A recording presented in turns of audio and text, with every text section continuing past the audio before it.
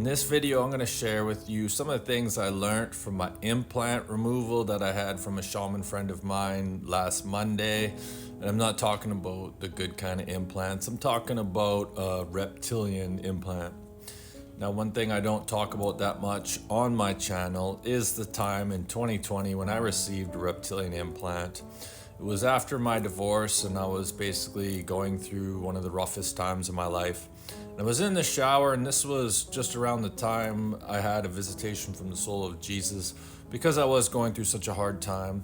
And I was in the shower, and I was just replaying all the things that I'd gone through in my life and trying to understand it all. And I just felt this feeling of despair, and I felt my heart sink into my stomach.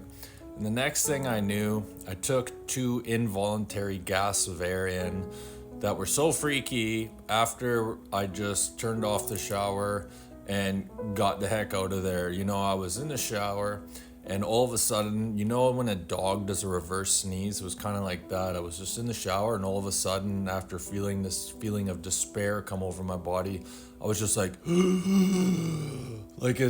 like involuntarily. And that's like nothing compared to what it actually was. I'm just, trying to give you a little bit of a idea of what it was, but just this insane gasp of air, and it came out of nowhere, and it freaked me out. And I remember like afterwards, I was just like, whoa, what the heck was that?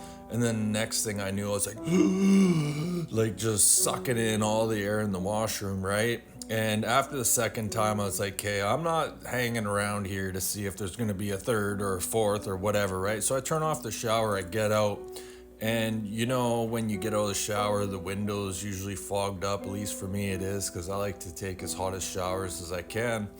And so I wiped the mirror off. It was weird. It was like I was intuitively guided just to look at my face. I rubbed the mirror, and this is what I saw. I had this cut underneath my eye, and I was freaked out, right? I was like, okay, something weird has taken place here. And I messaged a friend, and she told me that I slipped into the void, and the reptilians had slipped an implant into my skin. And I contacted a shaman friend of mine at the time, a different one, and he told me, don't worry, it's been removed already, it's gone, you're good to go. Not too long ago, I was chatting with an intuitive friend of mine, and she's like, yo, what's up with that implant you got in you kind of thing, right? And I was like, what the fuck? I was told that was removed a long time ago. She's like, no, it's still in there. And I was like, oh my God. So I messaged a shaman friend of mine, and just past Monday, I went and seen her and had it removed. And when I went and saw her, she was telling me that it looked like a square plate in my face that had grown roots, like fucking vomit, right? Disgusting shit. And I was like, well, what is this thing doing? And she was telling me that it was giving off an energy of, grief and sadness and depression, and preventing me from stepping into my higher self. But, I had a 2-hour session with this woman, and it was removed. But I just want to share some things with you guys that I learned. So some of the things that she was telling me is basically, you have to be very mindful of your vibration and your thoughts and where you allow yourself to go, because free will down here is a very funny thing. And because I, with my free will, decided to feel all that sadness and grief, I was subconsciously agreeing to make a contract for this thing to be put in, because I aligned to the energy of sadness and grief. And somehow, I don't know how, but this just allows it for some fucking implant to be put inside me, and was keeping me sad and all this stuff that I already mentioned. When it comes to implants, if you have a feeling that you have an implant, here's what you can do to negate the effects of it. Basically, you have to state with your own free will that you're breaking any contracts that you made consciously or unconsciously to any, negative energies, negative entities, yada yada, that kind of thing. And that's going to have a huge effect, because sometimes when we're down in the dumps, we align to energies and we just allow things to happen when we're in that vibration that we may or may not be aware of. So use your, free will, use your word to just simply state, I no longer abide to any contracts made with or without my knowing. Now, some other things that I learned in that session was in regards to grounding. So here's a cool trick you can do if you want to feel more energy. Basically, you want to connect to the central sun, which is not necessarily the sun in the sky. It's more of like a higher vibrational sun in the higher dimension. And you also want to connect to the center of the earth, the crystalline grid. Now, you want to picture a white, luminescent, high vibrational beam of energy coming from the center of the sun, coming from the center of the earth, the crystalline grid, coming up your butt and going to your heart.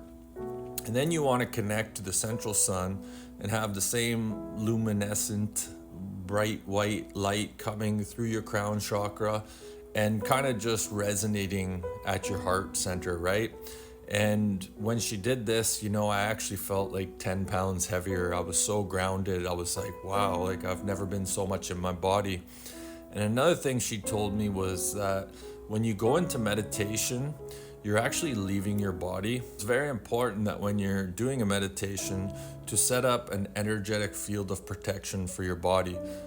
The best way to do that, picture a white bubble around you. I like to use white, gold, and blue. And then you can picture like flames from the sun all around it. And you can also call on Archangel Michael for protection. But you want to set up a layer of protection before you go into meditation. And then when you're done your meditation and you come back to your body, you want to envision that same thing, and you want to just visually or mentally state that any portals that you've opened are now closed and you're back into your body. And she told me that one of the best ways to bring all of your soul back into your body is by saying Om. If you spent 5 minutes in the spiritual community, you've probably heard that Om. But that vibration alone, when you say that, calls back all the energy to your body. So it's a good idea. And another thing that she did for me was a soul fragment recall. Basically, anytime you go through trauma, you have a soul fragmentation. Any sadness, any anger, any grief, parts of our soul leave our body. So you can verbally state, I command any soul fragmentations that have left me to come back purified in the highest vibration, just to come back to you and be with you again. Because when our soul fragments, we lose energy and we can feel drained. So calling back your soul transmuted through the highest vibration can help you feel whole again, can help you feel more energetic. Another thing she reminded me of that I've shared with you guys and I've heard many times in the last 10 years, anytime you're going to eat something, it's very important, because let's say someone else prepares a meal for you, their energy, their focus on that food is going into, their focus, their energy is going into that food. So before you eat it and put that into your body, it's very important to clear and purify that energy. Just picture white and gold light going through it. Picture some lovey-dovey pink shit light going through it. And give gratitude, give thanks, especially if you're eating meat, because every emotion that animal experienced throughout its life is going to be contained within that meat. Then it goes through the death process. All that energy is in the meat, and then you put it in your body. So you just want to picture some white and gold light going through it. And it's very important to just give thanks and gratitude. An animal gave up its life so that you could eat it and continue on your journey. The least you can do is say, thank you, Mr. Cow, or thank you, Mr. Chicken, or thank you, Mr. Fish, for giving your life so that I could consume you. That's all I got for part 1. I might make a part 2. Stay tuned.